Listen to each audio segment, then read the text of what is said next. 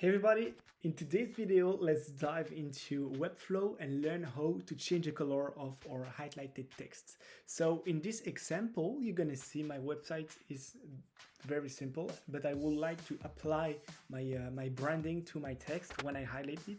So for example, this is gonna happen on every website when there isn't any codes integrated to change my text color. So it's really simple. You have to get it into the editor of your website, just here, and need a CMS plan for sure to go and get access in the custom codes here below. So when you click it, you're gonna have this kind of interface. And just put in the head codes, just right here, this code. You can find the codes just below in the description of this video if you want, and just copy paste it on your website. So this is what the code tells us.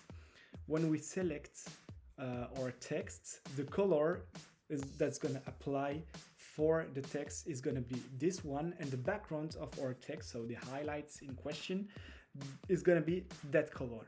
The two colors I apply here is just a broken black and the green I have on my website you just saw. So when I publish it with the code applied, you're gonna see it's just did what I asked. Voila, that's that simple. For every text, even when it's on black, you're gonna see it's applied. I hope you like this tutorial. Don't forget to put a like, and let's see you next time.